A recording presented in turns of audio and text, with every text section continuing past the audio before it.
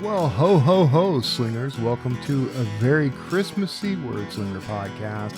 I'm happy to have you here. This is going to be a special episode, as you can see, as you can already tell if you're watching on YouTube. But stick around. I'm talking to Marco Gamboa, and you're not going to want to miss it. It's the Wordslinger Podcast, where story matters. Build your brand, write your book, redefine who you are. It's all about the story here. What's yours? Now, here's the guy who invented pants optional, Kevin Tumlinson, the Wordslinger. Wordslinger. Well, I am your Christmassy Kevin Tumlinson, the Wordslinger. Welcome to the show. This episode's going to go live just before Christmas. I think I'm recording this on the 19th of December, and if things work out the way I hope they do, it should actually go live on that day. But whether it does or not, Merry Christmas. I hope that you're spending Christmas with family and having a great time, having a safe, warm, happy, meaningful, maybe spiritually moving holiday. So thank you for taking the time to tune in to the Wordslinger Podcast. You got plenty of other things you could be doing, but you decided to sit and listen to me go on in this way for probably about an hour. So thanks for that. Today's guest it was a pleasure to meet Marcos. He's local to me. He's and by local in Texas, local gets skewed a little. Local can be, within 4 hours of you. Because I still consider all the people that I know down in the Gulf region of Texas to be local to me, even though I'm here in the Austin area now. But Marcos is living in the San Antonio area. I think I might have to actually slip out that way and just let him know when I'm going to be there and just get together for some coffee or something, because he was a great guy, and he has a remarkable story, which I think you'll enjoy and you'll find inspiring.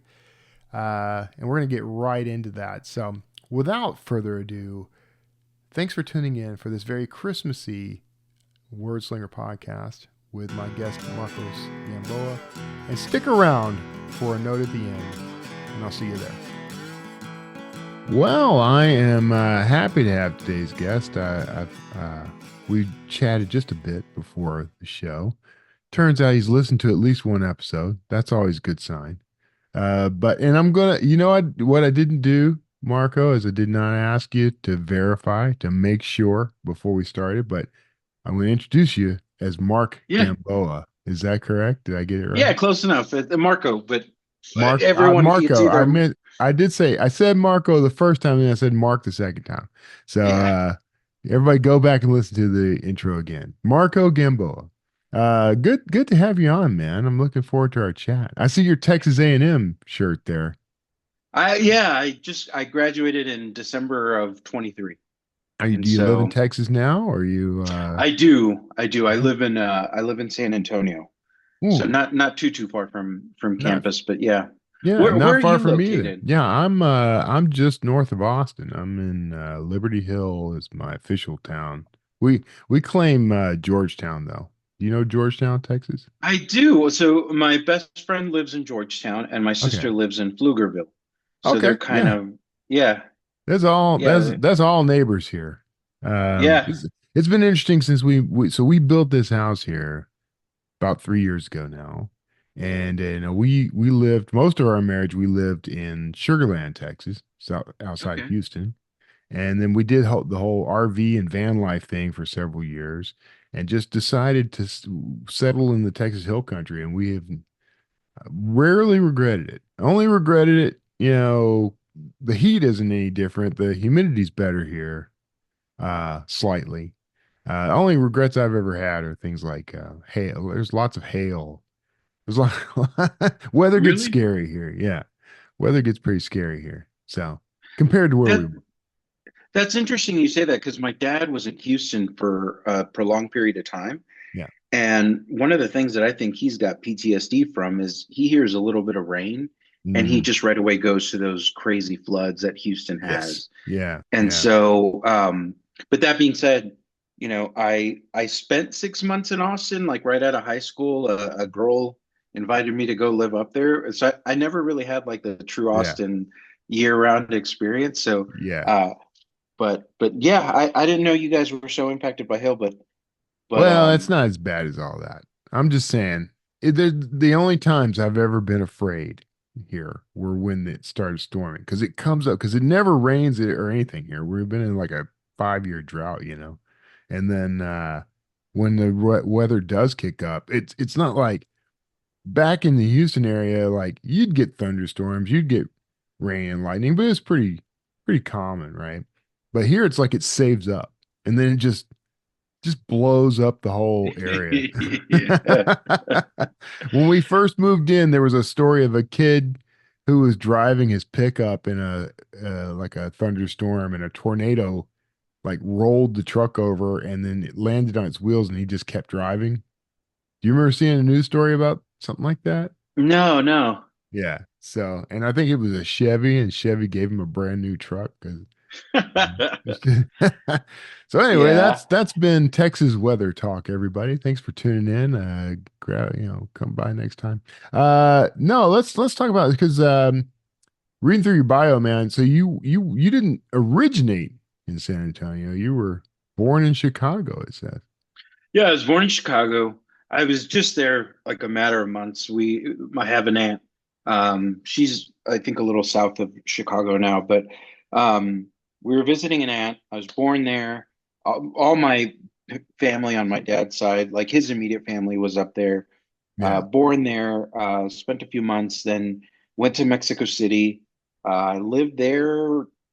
I was probably like three, four. And then my dad, with his job, got moved to San Antonio.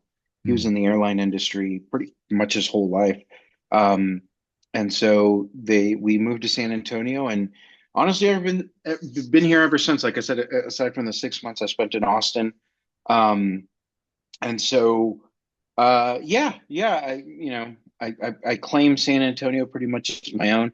Haven't had an opportunity to go back to Mexico in a while.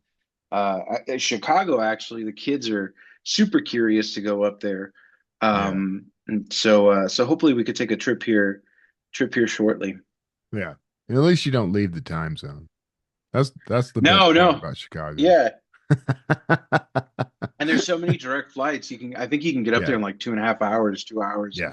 Um, and so, yeah, my grandfather, started as a dishwasher at the Drake and ended up as one of the chefs. And it was crazy because my sister went to the Drake to check it out, and she was telling the manager, and they were like, "We have someone that worked here. They've been here for like 50 plus years. Do you want to Yeah. see?" And they knew my grandpa. They were like, "Yeah, Tony," and stuff like that. And yeah, yeah. And I bring it up because I had a very sweet chapter of his in the book.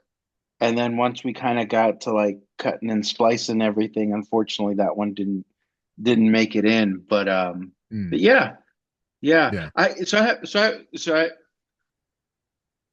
Well, I guess so. Talking about my bio, so you know, I was agoraphobic for a good period of time, Yeah. which is really when I read the book. And I wrote the book. The book has very little to do with that. But one of the things that I've always wanted to do when the kids are older, when they're too cool for dad and they're doing their own thing, I actually would love to do what you said you guys did with, the RV living, van living, kind of like just driving around. And I would love to write a book about the period when I didn't go out, Yeah. when I'm as remote as can possibly be in an RV. Yeah. And Yeah. I'm wondering, when you were out there, was was there a transition from like, oh my gosh, like, you know, this vehicle or my four walls? Or for you, was that like a freeing, liberating thing of being like, all I have to worry about is like right here in Oh, this those are space. good questions. Those are good questions because that's the sort of thing that I always ended up thinking about when we were on the road. Because, Mhm. the first thing we did, we sold our house. We got into like a 40-foot motor coach because we were trying to replicate our home life on the road.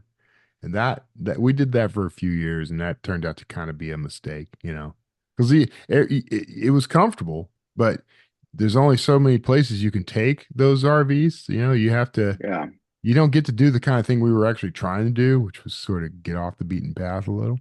So we had our house, and it almost from day one, that felt like a house. I mean, it felt smaller than what we were accustomed to, but you know, we had like fireplaces and satellite TV. We had we had all these amenities in that. But when we over a 4-year period, we went through 4 different RVs and we downsized eventually to this van. And we just kind of kept getting continuously smaller. But you're in 90 square feet in this van. Um, there does come a moment where suddenly that's just home, you know, when you're on the road like that. I'm Yeah. interested, and I want us to circle around now and talk about uh, your book and talk about the agoraphobia and all that because frankly, I kind of think that it- it's a you could easily tilt one way or the other when it comes to like agoraphobia when you're in the van. We were on the road during the pandemic. So there was that Mm. whole social distancing aspect, right? So there was a point at which we were somewhat agoraphobic ourselves. So we were keeping to ourselves. We were off in the middle of like Wyoming or well, as far as you could get from other human beings. But then, you start kind of craving. I liked the being in the center of civil activity. I liked being around people. That's where I started to kind of I like being on my own and by myself a lot. I'm good with that. But, in the van, it was all about meeting new people. So I'm real curious because it sounds to me like the agoraphobia stuff it just sort of came on. Like I always think of that as being just Um, something you're kind of born with, but it sounds to me like it sort of manifested out of everything else that happened to you. Is that, yeah, yeah. So I know. So we should probably loop 20, back and tell your actual origin story to the people who haven't yeah, read your yeah. bio. Sorry, I got to. No, that's my fault.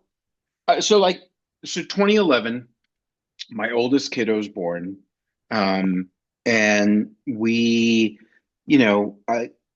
we experienced, a whole bunch of, life-changing things, and around like 2012, 2013, I started to feel really sick. I had a lot of vertigo, weakness, a lot of cognitive, fog, what they call. Um, and I started to go to doctors, and the knee-jerk reaction of every doctor I saw is, well, you just had a kid. That's extremely stressful. That's extremely scary. Um, that you have anxiety and you probably have some depression and so I was treated that way, right? And so, um, regardless of what I did for the depression and anxiety, the symptoms never went away. And it Mm. was terrifying to be, I have a one where I had to be like taken out of the mall because I just started to like feel everything moving and um that it just started to be where I hated being out in public or driving and having these crazy vertigo moments.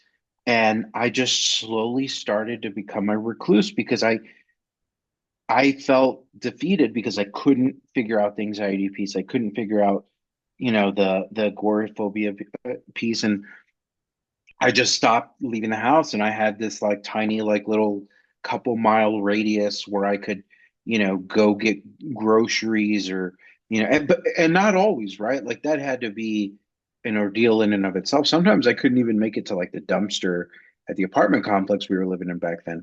And so it wasn't until 2019 where I had this episode where I kept thinking I was falling for days at a time Mm. and they rushed me in. the doctor at the time said, "Hey, this is not anxiety. This is not that. Um, I think it's your inner ear having problems, but um, I'm gonna run some MRIs on you." And so I said, "Okay, cool." Um, and ran the MRIs, and he was like, "Hey, I need you to see a neurologist." And then in San Antonio, there's only three neurologists that deal with MS, and he specifically told me who to go to.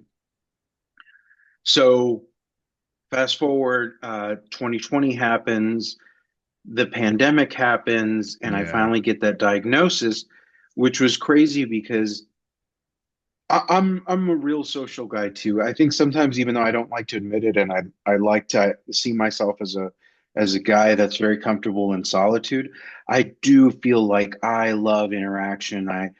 I get absolutely high off of making strangers laugh and, Yeah. getting to know people randomly, just, having stories um and so it was weird because so the pandemic happened, I have the diagnosis, but I'm able to still stay home. But then, I got on some amazing medications. And my life, changed for as normal as you can get it. Um, while I was agoraphobic, I didn't have much to do. Yeah. And so I just started writing these short stories with the idea of like, when the girls are older, I have two kiddos, they're 11 and 13, but when they're older, I'll gift them this book, and they can say like, "Hey, dad was weird. We didn't go anywhere, but at least he like used the time to make something." So I finished the books. I started to show them to a couple friends to say like, "Hey, you know, what do you think? Like, how should I organize this to kind of gift it to them, put it in a safe box, and let them get it one day?" And I got the feedback of like, "Hey, this is pretty good. Like, this is enjoyable. You really connect to these characters." Um and so I started to shop it around, published it at the end of 23, pretty much like January 24 was when I started to pick up on marketing. And yeah, I've been doing that ever since. And I I feel like, to go back to your question, I feel like I've always been an anxious kid, Hmm.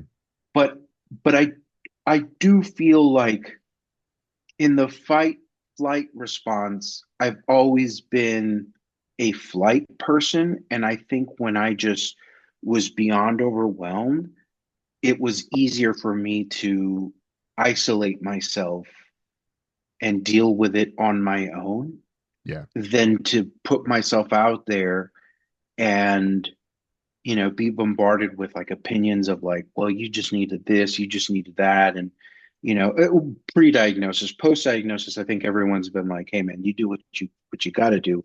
But pre-diagnosis, it was hard, right? Because we didn't Yeah. know, to no fault of anybody else's. Um, and so a lot of it just ended up being, opinions on stuff that wasn't really helpful, and if anything was, maybe pushing some relationships away. Um, but yeah, yeah, it's a really interesting thing, being agoraphobic and talking to people who are like that. Seems to be like a really, really, really common thing with MS, where there's people who just say like, "This is overwhelming. I hate the attention my cane, my wheelchair, my whatever draws." Um, and then luckily, a good chunk of these people overcome it too. But it is definitely a unique thing to go through. Yeah, I can imagine. I mean, I have family members who have MS, and which gives me zero understanding of it, honestly, especially from the sort of internal perspective. But I see their struggle, and and what strikes me is they tend to get very fiercely independent. Like Yes. they don't want my help. They don't want anybody's help. I don't know if you're like that or not. Yeah, I definitely am. I also feel like one of the things that I've developed a huge adoration for are people when you're going through it who aren't fixers. They're not going to show up and Yeah. try to fix you, but just sit with you. Yeah. And I think that that's been one of the most beautiful things that I've seen family, friends, sometimes even complete strangers do for each other. And I think that, yeah, and I think also because for MS, unfortunately, it's usually a downward trajectory, right? Hmm. And so one of the things that I feel is I want your help when I really am not going to be able to do it. Right now, it may be that I don't do dishes for a couple of days because I'm all wobbly, or it could be that, maybe the house is a little unattended to, Yeah. um, stuff like that. Um, but I do think that technology has made things so easy, right? Like I don't know how old the folks you're talking about are, but I picture having MS, 20 years ago, 30 years ago, Yeah. where, grocery shopping could have been really difficult. Ordering food could be really, really difficult. Um, Kind of like pre-internet days is where I picture it being really, really hard to have had something like this. Yeah. Yeah.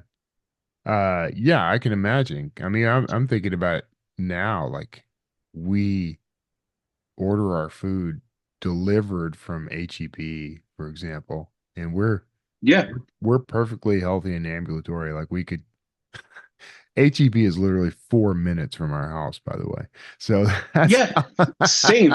No, same. But it's such a convenient thing. So here's two parts to why. So one is I just love the convenience of it. yeah, Two is I love this notion of like, hey, I don't have to rearrange the kid's schedule to say like, hey, we got to go do this. My kids come home exhausted and there's usually stuff to do. And so it's not having to go through the hustle and bustle. The other thing I've noticed is if you send me to HEB, I'm walking out with like $400 yeah, worth of junk that I just, oh my yeah. God, what flavored Oreos? And HEB has this amazing ice cream now. And, you Right. know, That's me too, whereas man. on the app, like I have that, I don't know if you use their lists, Yeah. but you just refill the list and you have your necessities. And so Yeah. um yeah, same That's with that's my wife. My wife uses the app and the lists and everything and does all that ordering. I'm the guy who wants to go to the grocery store. Call me a yeah. freak, man, but I like grocery stores. They're just I there's like no, something I do too. nostalgic about it. Yeah. Yeah, I don't yeah. know what it is. Yeah. Do you remember back in the day when they used to have ashtrays throughout the store? Yeah. Because people would just be like, I think about that all the time, where I'd be like, man, people with, like getting vegetables and there'd be, the weight to Yeah. see how much you got, and then the ashtray And right the next ashtray. to it. But And people would yeah, dump their ashes in the tray for the vegetables. yeah, yeah, I yeah. I have remember a my I have parents.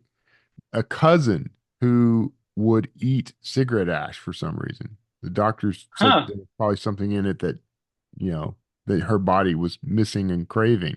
And so she would eat cigarette ash. And I remember us having to watch her closely at That's funny. Stewart's Grocery in Brazoria, Texas. A little small hometown grocery store. We'd have to watch her very closely, or she'd have mouthfuls of that stuff, man. Yeah. So No, I'd get in trouble. My parents would be so upset because once I figured out what was there, I would go put my hands in it, yeah. and then my little sister would be walking around, and I'd be like, "Hey, I think you got something on your face," and and next thing you know, my little sister's all covered in ash, and so, um, which Yeah. she doesn't know that. I don't know if she remembers that, but I guess she will now. Sure. Um, yeah, I'm sure she's listening. Yeah. So yeah. yeah. Um yeah, so I'm just trying to imagine because I've had some various diagnoses that have rocked my world in my life. I had to get a pacemaker when I was 38. I had to Oh wow. found out at my birthday last month. I got a diagnosis of type 2 diabetes for my birthday. So this is the Oh first time I'm man, saying I'm that sorry. publicly, by the way. No, that's fine. You know what? Here's what I decided on that. And then I I desperately want us to jump right back to you, but because I said that and because people are listening, it turned out to be one of the best things to happen to me because it turned me around. Like I cut out sugar, I cut out carbs, I started exercising every day. I've lost like 20 to 25 pounds so far. I'm feeling better. Numbers are getting better. So it was a good diagnosis for me, actually. I'm, That's great. yeah, yeah. You So know, one of go the ahead. things, sorry to interrupt you, but one of No, the go things ahead. that I've loved about listening to you, you came up with the AI, especially in the AI topic, is I feel like, you know, and it's how our brains work, right? Where Mm, it's like you want the path of least resistance. But one of the things that I've loved is that you seem to push on this thing of like, hey, you got to just take what happens and figure out how to use it to your benefit. right. You guys were talking about with AI, right? Like how it could impede on your work. Are they, using my work to try to train these, systems to do X, Y, Z? And I think it's such a beautiful thing, and for me, I attribute it, to my family in Mexico who taught this to me, where it was like they would be dealt awful cards, but they would A, turn it into a joke, Yep. and B, just figure out how to make it work, right? And so I think that's a really powerful thing for not only you to live by, but for your listeners to kind of have that message of like, hey, this could be scary, but if you step into it, like you could probably use this to your benefit Yeah. in some way, shape, or form. And look, your numbers are doing great. Yeah. You seem to be enjoying, the activities to get those numbers in a good spot. So that's a great thing. Yeah. That's been life changing, positively life changing. And Yeah. so just to bring it back around to you, because you're the guest, um, you you took advantage of sort of the downtime and everything that came out of your diagnosis, and you wrote this book. Did this contribute in any way? I mean, there's no like miraculous recovery or anything. We know this. This is something you're going to deal with, but you know, Mhm. it had to. I always see writing as this very cathartic thing. Helps me. It's helped me in so many ways that I can't even express. Did this help you at all in dealing with the diagnosis and getting on with your life? Yeah, absolutely. Because I think so. The book goes from bad to worse, right? There Mm. is no, it's funny because I've been on podcasts where they obviously didn't read it, and then they start talking about like, your book's going to be inspirational. It's going to help so many people, and the message is like, no, it's not. Like, I chose to draw a picture of someone who didn't do what I did Mm. and who stuck in their ways, got worse, didn't allow people in, and I think watching and it gets confusing because I named that character Marco. Aside from the MS diagnosis, there and the fact that that character has two daughters, there is no similarity between me and that character. I mean, there are similarities, but the events that happen there they're not true. It's completely fictitious. Yeah. And so I think, you know, it was therapeutic in one, I was able to do something with my time, right? And writing for me, whether it's a journal or whatever the case is, I think it's beneficial to just spend the time doing it.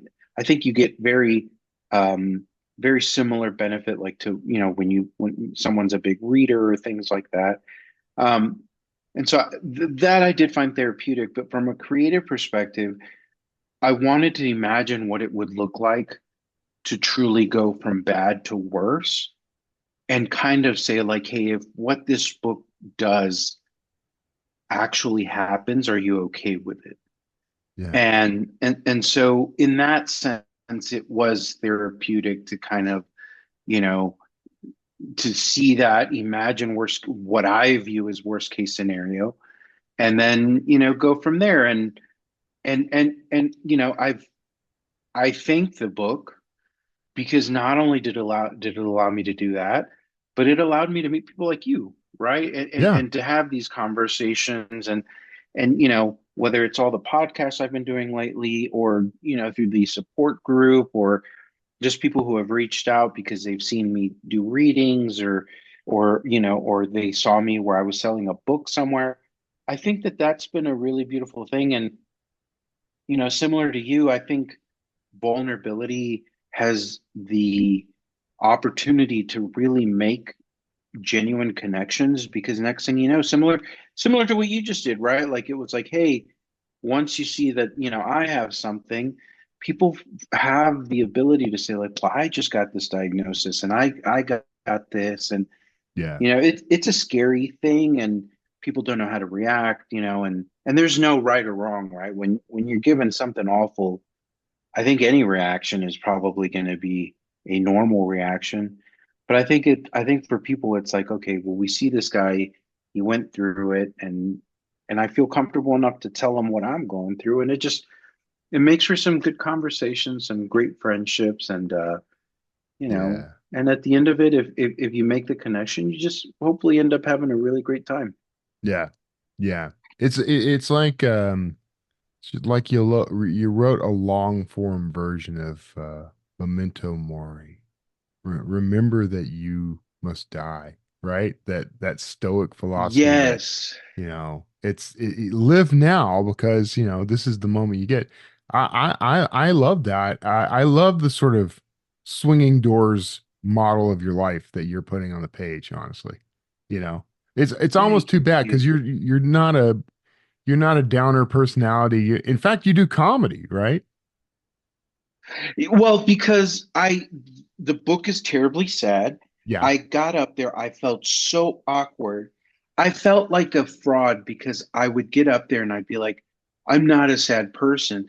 And there's a chapter in the book where the fictitious Marco at a funeral says a really vulgar joke because that's how he remembered the person. Yeah. And and so I just felt awful at these readings and you could see people, sometimes you hear sniffling and it's just like, yeah, that's really not the point of this, right? Like, Hmm.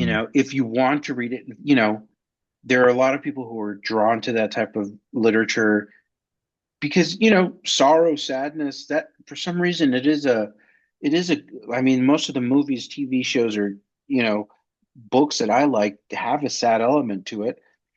So there is this attraction, but I'm the person that hopefully if you and I go out one night and we party, I'm hopefully the person that you wake up the next day and your face and your stomach hurt from laughing, Yeah. not the person that gave you any type of insight whatsoever, right? I sat with you. I did to you what I hope one day you can do to me, which was just sit you, have a great time, and you know, and go from there. And yeah, so I started to do the stand-up stuff because it was easier for me to make a bunch of people laugh and feel okay with myself Yeah. than it was, to go through these readings and be like, well, that was kind of a, that was kind of a, you guys went out tonight.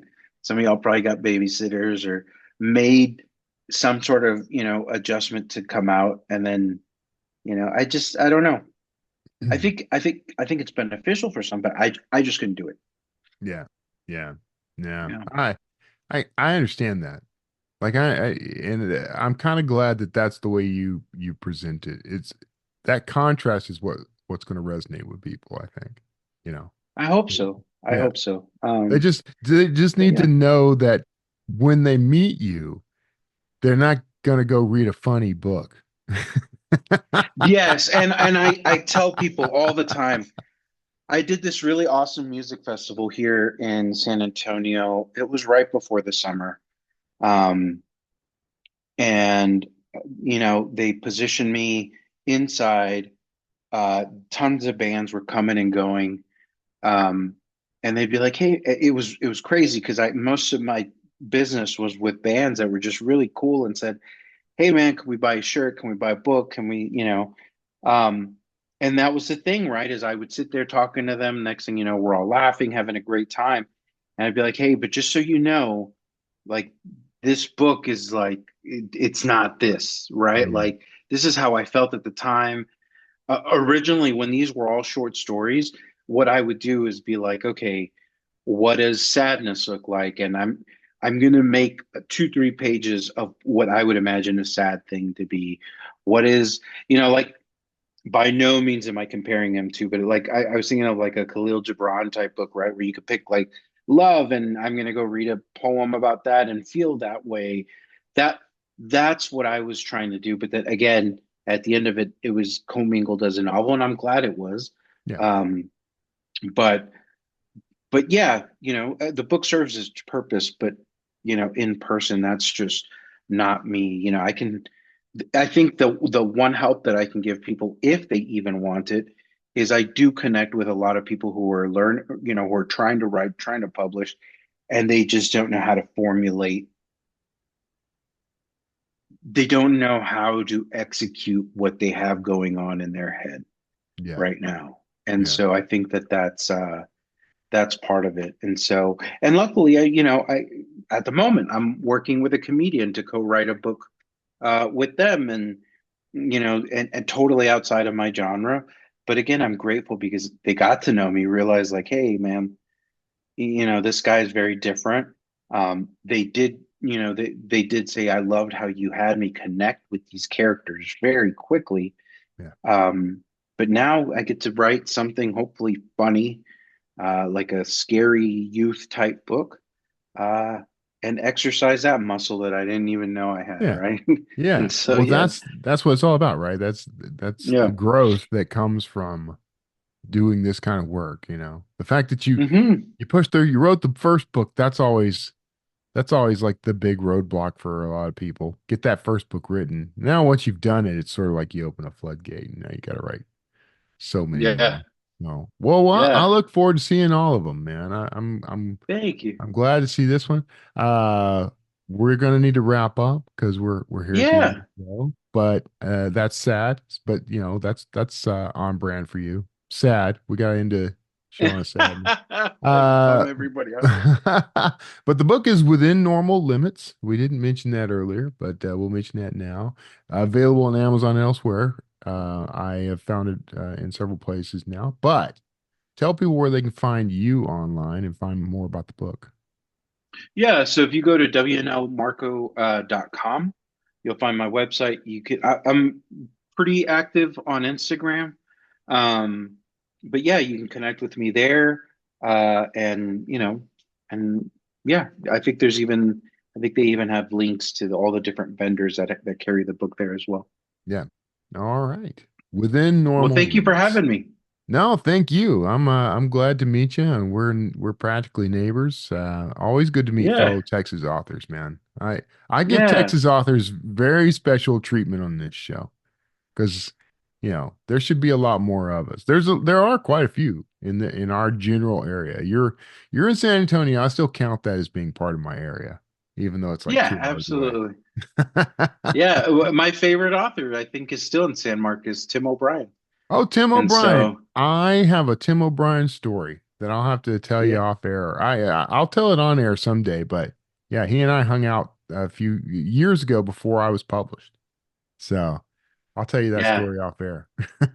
sounds great. Well, thanks for having me. You got it, man. All right, everybody else, thank you for tuning in. I hope you got something special out of this episode.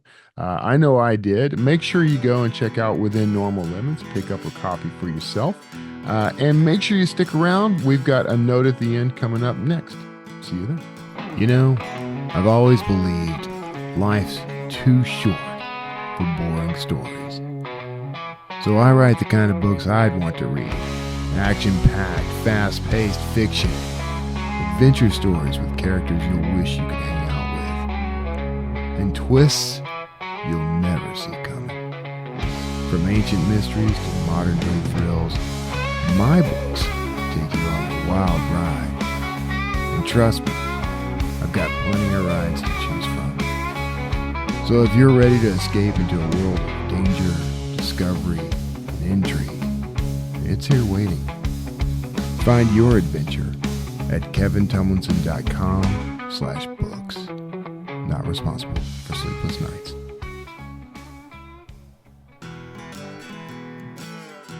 Well, thank you for sitting through the interview. I hope you enjoyed that chat with Marco Gamboa. I hope you were inspired by it. I know I was. I know I am. It's always good to meet people. First of all, I love meeting anybody who's from Texas. Even though he's a transplant to Texas, as soon as you get here, as soon as you got an address here, you're a Texan. It's just the way we are. I'm a big fan. Texas through and through. That's who I am. But it's always good to talk to people who have an inspiring story when people overcome adversity. That's always something that I like. I look for that in people. It's there's a lot of we all have challenges and tragedies, and there are always things in our lives that make things difficult, and that we have to kind of fight to overcome. I have a great admiration for people who can see something that many might see as a sort of disadvantage and then turn it into a strength. That is something I'm always excited about. I'm always inspired by. And that's exactly what Marcos has done. This is Christmas is a season for exploring this kind of thing. I know it's almost cliche to talk about being inspired at Christmas, but you can get really nostalgic. I look back at all the Christmases of my life, my past. There's that tendency to sort of almost lament the passing of some of those Christmas experiences and memories, right? Growing up, I had family and friends, and we would hang out together. We would, there'd be always family coming in from all over. My grandmother was like the matriarch of the family, and I lived with them. I grew up, raised basically by my grandparents. We would host everybody. Everyone would come down.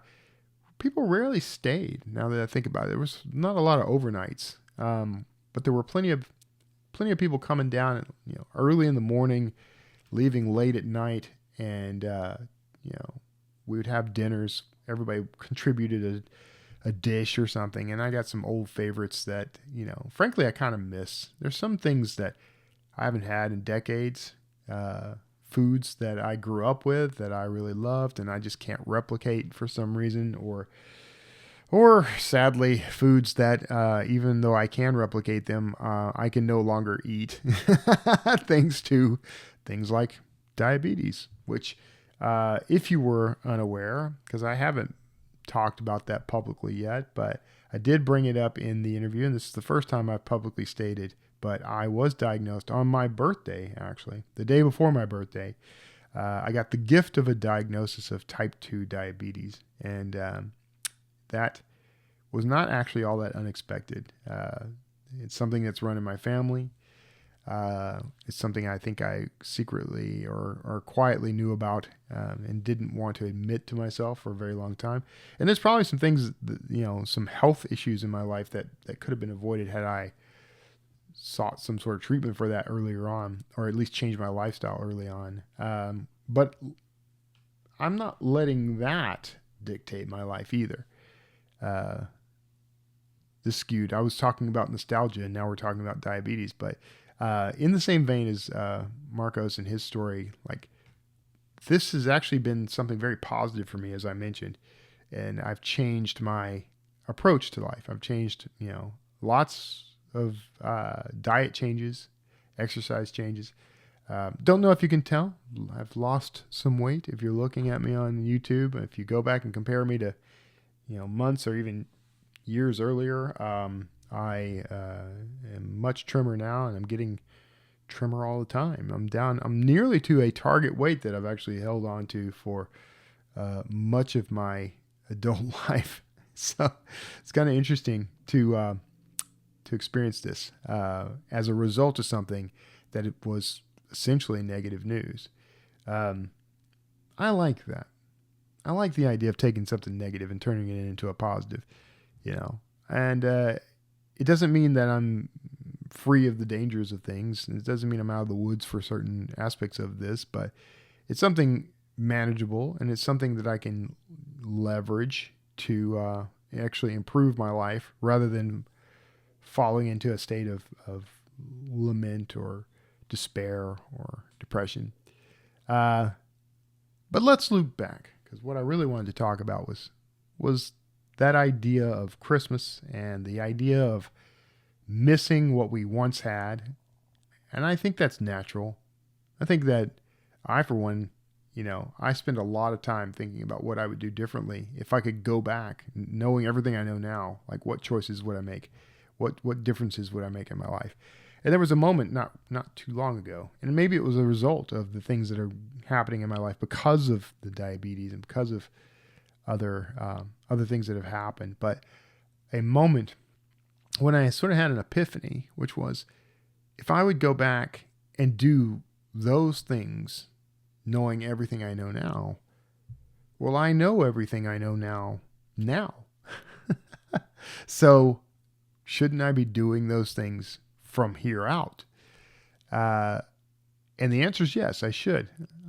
I should take advantage of this as if I suddenly came back in time to the age of 52, knowing everything that I know currently, and make some changes to my life. It's what's happening with the lifestyle changes.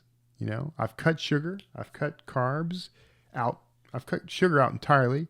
I've cut carbs as much as humanly possible. It's nearly practically impossible to avoid carbs in daily food consumption. It can be done, challenging, but I'm balancing it out. I'm kind of using the keto method. Like, what I want to do is balance out any carbs I'm eating with more fiber. So the idea really is for me to eat more fiber than carbs, if I can. But if nothing else, to reduce the net carbs by consuming as much fiber as possible. So that's helped a lot, and it's helped me look better, but it's also helped me feel better. I'm more energetic, getting better sleep, lots of positives. And that is kind of the point, right? Like, I'm using my knowledge, I'm using the things I've learned, and I'm actively going out and learning more so that I can apply it to my life as it is now, rather than lamenting the choices I should have made, 10, 15, 20, 30 years ago, 40 years ago in some cases. So I think that's a good lesson to carry with us throughout life, in everything. And let's loop back around to like creative work, writing, my writing career. There's things I know about writing now that I didn't know when I started. And if I were to go back, like, here's what I would do. Instead of the way I launched that book, I'd launch it this way. Instead of that cover, I'd use this cover. Instead of this title or this description. The great thing about being an indie publisher is that I can actually loop back and relaunch a book with all those things in place now. I don't have to travel through time. I just have to open a file. But the point there is, you learn through your living and your living experience. And there is a tendency for us to regret what we did or did not do. But that's wasted energy. We have the opportunity right here and now to live forward with everything that we have learned and to make new choices and better choices. There are skills that I wish I had learned when I was in my teens and 20s. Nothing stopping me from learning those skills now. In fact, I've got a head start on a lot of those. There's things I've already learned that will help me learn those faster and better, and to put them to work better. So don't underestimate the value of the experience you have on the life you're living going forward. And rather than regret and lament, look forward with hope that you've got all these advantages that 20-year-old you didn't have, that you didn't have as a younger person.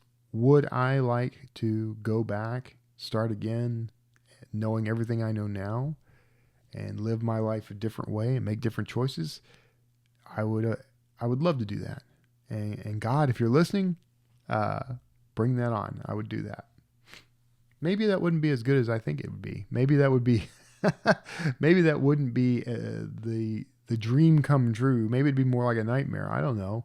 There's reasons why we don't get to do that sort of thing, I think. But sure, I'd love to give that a shot. But more importantly, what can I take now with me into the future, the unwritten future that lies ahead? How can I take my lived experience and shape the way I live going forward? That's important. That's a vital lesson. It's vital to our growth and our evolution, not just our survival. So anyway, there you go. Now, it is Christmas. I do hope and plan to try to do a New Year's episode, but just in case I don't, a Happy New Year as well as Merry Christmas. I'm happy that you're here, and I'm happy to be a part of your life in whatever small way I am. And I continue to pray for you. I continue to hope for the best for everyone. And I think we've got we're at an interesting crux of history, I think. We've got all these opportunities and all these resources, all this technology, all these things that are practical and useful for us and can bless us.